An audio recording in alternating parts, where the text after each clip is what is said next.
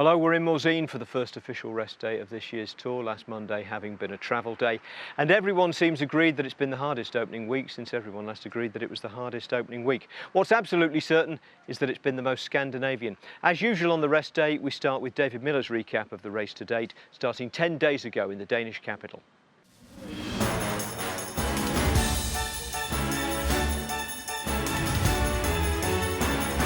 For once, the streets of Copenhagen were definitely not bike-friendly for the opening time trial. And that's Bissiger down! Oh, he's down! Oh.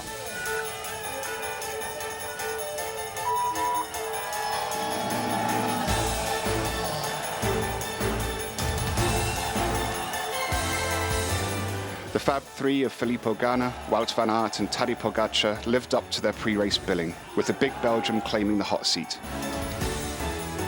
And that, we all thought, was that. But Quick-Step Alpha Vinyl's Yves Lampaert had other ideas. Van Aert, well, he grimaces there. He almost acknowledges defeat, and Yves Lampaert is going to take Wout van Aert's time, and in the end, take it comfortably. Wow!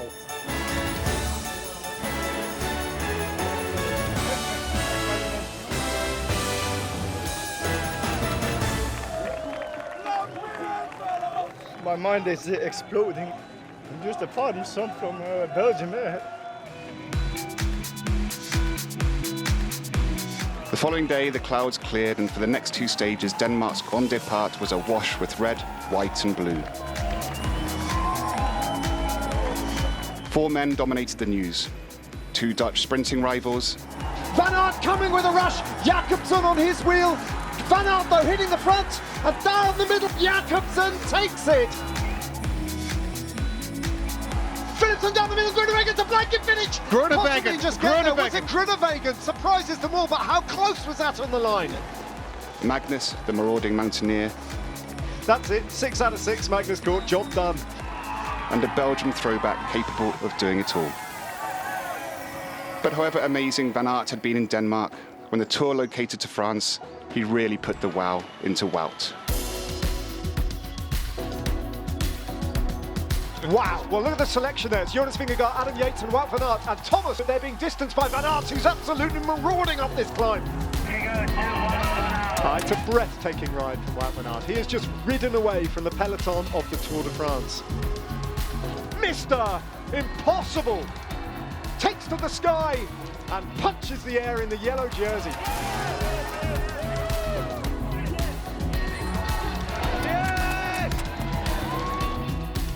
Stage 5 saw a day on the cobbles with all the madness and chaos that we've come to expect.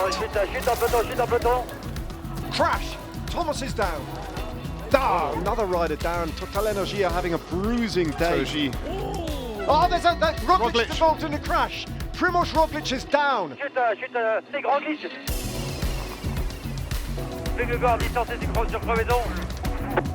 Jonas Vingegaard coming to a halt there. Look at that bike, it's completely the wrong side. Here comes support from Rini. He has to calm down, take the bike, and the team have to get round him here because Jonas Vingegaard's Tour de France is going up in smoke right now. 1 minute 50 sur le groupe maillot jaune Vingegaard. Just couldn't have written the script any better today, Pogačar today. This is absolutely perfect. Massive moment in the Tour de France this from a massive rider. And when the dust finally settled, it was a 35-year-old from Melbourne who claimed stage honours. The breakaway has it today, and Taco van der Horn is going to hold off Simon Clark. The veteran Australian is fast at the line, too close to call. Clark got it. I just lined up the biggest throw I've ever done, and it was enough. I still can't quite believe it. I crossed the line and told Massur that I think I got second, but then we got the call that it was first, so yeah.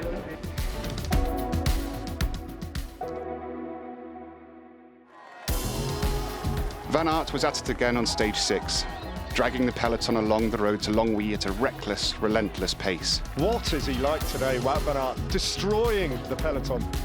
In the end, his combativity was all for naught, though, and the Côte de Religieux provided the altar for the almost inevitable ascension into yellow of Tadej Pogačar. And Wout van Aert, well, the big adventure is over. Pogačar opens up his sprint. Matthews on his wheel. Can he hold off the Australian? He's riding away from Michael Matthews. He's riding away from the elite selection at the top of this climb. Pogačar has bossed it He's going to take it all the way to the line, and he's made it look so easy in the white jersey.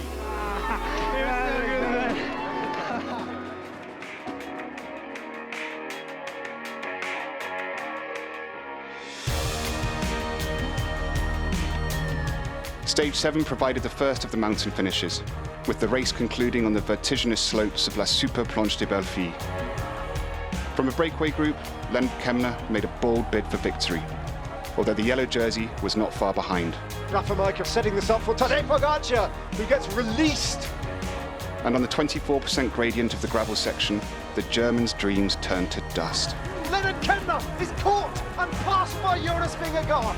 Vingegaard round him on the right. Pogacar grovelling on the wheel of the Dane. Kemner beaten. Here comes Pogacar. We know about his sprint.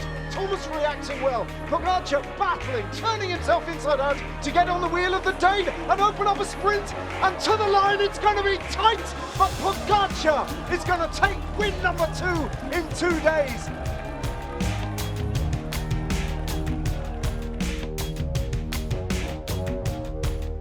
Attention pour le départ réel. Hop, départ réel donné. Stage 8 began in Dole, the birthplace of Louis Pasteur, and ironically for the father of vaccines, it was also where we lost our first 2 riders to COVID, Geoffrey Bouchard of Eger Duzer and UAE Team Emirates Vegard Stacker-Lengen. On the road to the Swiss border, there was also a nasty crash which resulted in the abandon of DSM's Kevin Vermaker. But Nairo Quintana, Rigoberto Urán, Geraint Thomas and Tadej Pogacar all suffered collateral damage. It looks like DSM have got several riders down, and that is Kevin Vermaker, who's hit the deck hard. That looks terminal there for Kevin Vermaker, unfortunately. After suffering his own individual spill, insult was then added to further injury for Thibaut Pinot when he rode into the fist of a Trek Segafredo soigneur. Feedback. Oh no! It wasn't his soigneur, but unsighted. That happened. Up ahead, a speeding Fred Wright was flying the flag for Bahrain and Brockwell. And although the game Londoner led the peloton onto the Côte du Stade Olympique in Lausanne, the battle for gold would ultimately come down to a showdown between Bling and the 2 most decorated riders of this year's Tour. Matthews opening up his sprint. Pogacar trying to react. Matthews and Pogacar, Van Aert challenging down the middle. Matthews, though, has got the jump on everyone, but here comes the green jersey. Wout van Aert once more. No one could answer Wout van Aert when it mattered. I had to fight to stay in the wheel of Pogacar, and the sprint was a bit flatter, so yeah, I was waiting for that moment.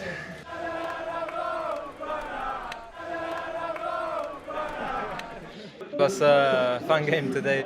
For the sprint, yeah, maybe I hesitated a bit, and Van Aert passed me with triple speed, so yeah, for sure it's a little bit disappointment, but 3rd place is still great.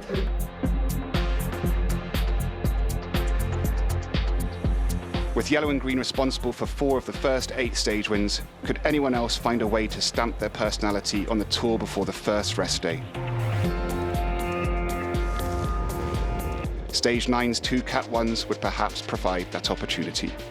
Bob Jungels draws out some of the best climbers in this group and drops some of the heavier riders.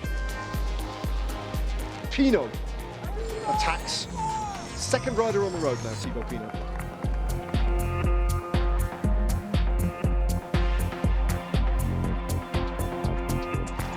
The 2 riders are in visual contact with one another, or at least Pinot is. He can see him. What a golden ride this is from Bob Jungels. A brilliant ride, a ride for the ages. The first winner from Luxembourg in over a decade to take a stage of the Tour. And Pinot, his heart is going to be broken once more because there's nothing that he could have done to hold off Bob Jungels on the day. He's going to be caught in the battle for 2nd place. Jungels, one final check over his shoulder, and victory is his. In one of the most emphatic styles for a solo win in recent history, over 60 kilometres. That's when he attacked. He's held them all off, and he's taken a special win.